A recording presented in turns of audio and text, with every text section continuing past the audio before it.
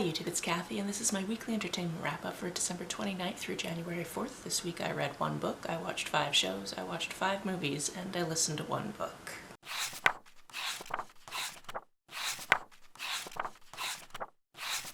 Yes, this oversized fleece lined hoodie is very comfortable, thank you for asking.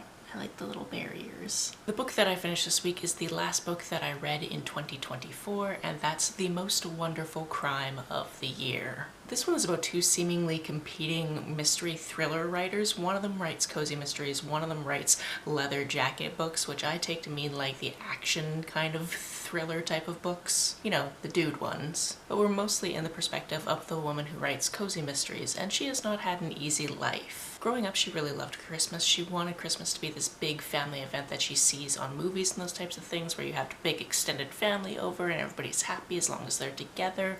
But she was an only child. Both of her parents were only children. They were a little bit older in age when they had her, and then when she was 18, she actually lost them in an accident. Flash forward to when she's 30 and things have gone even worse for her, if you can believe that, and now she's been duped into going to this holiday party where her editor tells her that she has this envelope she really needs to open, which is an invite to some random fan's house for Christmas, and she doesn't want to go, but because of circumstances she ends up going, and then it ends up being somewhat of a mystery itself. This was a lot of fun because it played on a lot of the tropes of the mystery genre, and that's just extra fun when you have a character who is a mystery writer. This had the things I love in it. It was inside baseball a little bit, but it was also to do with books, which we all know I love. And ultimately, I just had a really fun time with it. It was probably the best way to finish out a reading year. On to the things I watched this week, the first one being Taskmaster's New Year Treat. This one is basically a one-off episode in the usual format where 5 people come together, do tasks, get graded, somebody gets the golden eyebrows at the end of it because that's what the prize is, because it's just a one-off. With the caveat that these people don't have to be funny, so it turns from laughing with people to laughing at people. I think we know by now that I really like this format. I really like when they do these little condensed ones. It's great, it's fun, it's hilarious times. On New Year's Day, I had a lovely sleepover with my best friend and we decided to watch some things, and one of those things we tried to watch is The Borgias. We watched the first episode of this and decided that although it seems somewhat interesting, we also didn't really feel like watching it. Firstly, there weren't any closed captions available, which is something that kind of you needed, especially because there were sections of this first episode where people would be doing loud things and you'd be trying to understand what people were saying and you really couldn't. And that's just a problem, especially in an establishing episode when you're trying to get people's names and how they're related to each other and that type of thing. Also, I don't know if it's historically accurate or not, but the brother and sister duo in this really gave us Folgers commercial vibes, which if you're not Canadian, I have no idea if you'll understand that reference. But if you've never seen that particular Folgers commercial before, you can probably figure it out. Look it up yourself. So yeah, might go back to it at some point, but probably not anytime soon. Instead, we did a speed run through Glitter and Greed, which is the Lisa Frank story, which I had heard all about already because I watch enough true crime podcasters who have talked about that situation. One of them was actually in the episodes, weirdly enough. And this is all about the things that happened at the Lisa Frank business and Lisa Frank as a person and the person who was actually running the business and all the artists that felt that it wasn't the best place to work sometimes. And one particular brand that partnered with them only to be scammed out of a bunch of money, and another person who had her ideas completely stolen. So, you know, good times all around. After that, we also did a speed run through all the episodes of Dirty Pop, which is all about Lou Pearlman and the terrible things that he did with his Ponzi scheme, and just how he was not the greatest of humans either. Again, I had heard about this because I watched enough true crime podcasters that at least a couple of them talked about it. Finally, the last show I watched this week was the first 5 episodes of the 4th season of Only Murders in the Building. I absolutely love this show. I love how it's going a little bit meta because in this season, Paramount Pictures actually wants to make a movie out of their podcast, but then they're also trying to solve a murder and solve who was supposed to be murdered at this point, because they're not sure if the person who was murdered was the person that should actually have been murdered based on where that person was murdered. And obviously shenanigans ensue. We only watched the first half of the series and we're about to go away on a very small trip and then come back, so I hope that next week, near the end of next week, we can watch the rest of it because I want to know what's going to happen. And the season continues to have amazing guests on it, so it's just a good time. As for the movies we watched this week, we of course watched The Holiday because I don't think we'd gotten around to watching it in December yet, and this was like on December 30th or so. This is a movie where two different women are frustrated with their lives and they decide to do a house swap. So one of them lives in the UK, one of them lives in LA, and they swap houses around the Christmas time for about 2 weeks, and that obviously impacts things that are going on in their lives. It's adorable, it's lovely, there's great friendships made along the way, and it's just really cute and wholesome. Speaking of cute, but probably a little bit less wholesome, we also did a rewatch of Dungeons & Dragons: Honor Among Thieves because it is leaving Netflix. I think it's gone from Netflix by this point. And we wanted to rewatch it because honestly, there was one thing that I remembered from this, and it was when the let's just say the bard malfunctioned. If you don't know what that means, then I'm not spoiling anything, and if you know what that means, it's coming back into your brain right now. This is a movie that I had literally only remembered that one part from, so when we got to things like, oh, Hugh Grant is in this movie? Great, that was exciting. Also, I finally realized that Anthony Stewart Head has 2 daughters, both of them act, and one of them is the evil woman in this. So, you know, that was a good time for me. Then we watched a movie that I had never actually heard of before, but completely understand why it exists, and that's called Keanu.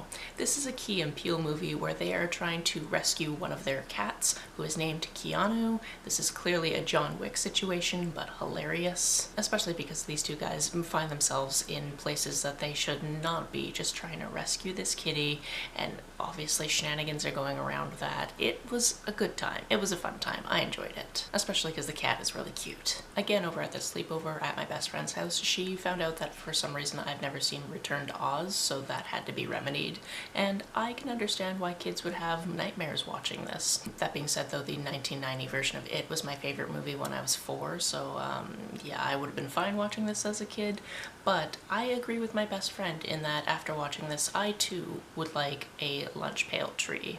That just seems like a wonderful invention. Somebody in agriculture should get onto that. Essentially, if you've never seen this before, or I assume read the book, because I haven't read the books, this is the second in Dorothy's Adventures in Oz, where at the beginning she's actually back in Kansas and people are like, you need to stop talking about Oz because it's not a real thing, and then she ends up going back to Oz. This definitely gets dark in points, so again, I can see why kids would be scared of it, but also it was a good time. The other movie we watched was sort of a good time and sort of a, I don't know if this movie should have been made, and that was The School for Good and Evil. This is about these two best friends who end up going to this school for good and evil when one of them wants to just leave the small town that they're from. Unfortunately for them, they end up in the opposite schools. One of them doesn't want to be there in general, and the other one wants to be there so she can become a princess. However, she's put in the school for evil, and her friend, who is a witch, is put in the school for good. Firstly, I don't understand this school structure. Like, why would you make a school specifically to make people more evil and like teach them how to be evil? Also, this movie falls into the tropes of using disfigurement and ugliness and all of those types of things as shorthand for evil, which is just not great. Don't get me wrong, some of the casting in this and some of the costuming and the architecture was beautiful, but overall I don't think this is my favorite movie. As for the audiobook I listened to this week, that was What You Wish For. This is by Catherine Center, and I've read at least a couple of her books before and enjoyed them. This one is a romance, and we start out with this librarian character. She's very flamboyant. She's working at this kind of alternative school that's got a really good reputation. All of the kids really love going there, and she has this really sweet gig because she actually lives in the carriage house of the principal and his wife, who are both working at the school. However, in the summer leading up to a school year, something tragic happens and something has to get changed up, and she finds out that the new principal of the school is going to be somebody she hasn't seen in 4 years, and that's because she used to know him at a different school, and she specifically left that school because she was in love with him and he didn't even know her name. She's kind of nervous to see him, but kind of figures he'll be the same kind of person and he'll be fun and good for the school, but when he gets there, he's very militant and regimented and very serious, and she's just wondering what happened to the Duncan that she knew.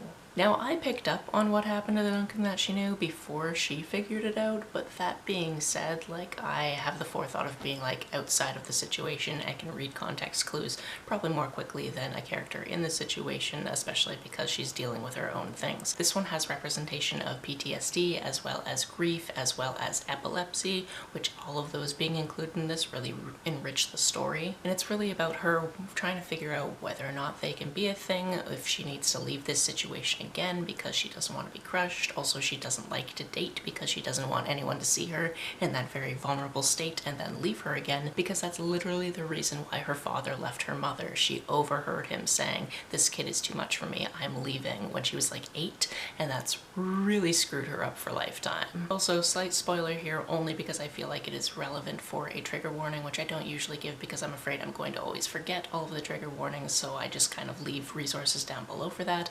But the reason why Duncan is very militant and antsy about security is that at a previous school, not the one the two of them worked together at, but the one he was at after that, there was actually a very horrific event, and he was caught in the crossfires of that, and it's not a good time. So just know that going in, because obviously that's a very sensitive topic that I'm skirting around because I'm trying to play nice for the rules on YouTube. I don't even know all of them, but I'm trying to avoid certain words I know it doesn't like. That's it for this week. If you've read, watched, or listened to any of these, let me know about it down in the comments below. On the way down to the comments, if you hit that subscribe button, that would be very nice of you. If you don't feel like leaving a comment but want to make sure that I know you were here, just leave me an emoji or a smiley face if you happen to be on your keyboard. Some people have asked if there's a way to financially support this channel, so I set up a Ko-fi account, which is a digital tipping service. The link for that, as always, is down below. You can like and share this as you see fit, and I will see you very soon. Bye. I hit my knuckle on the table.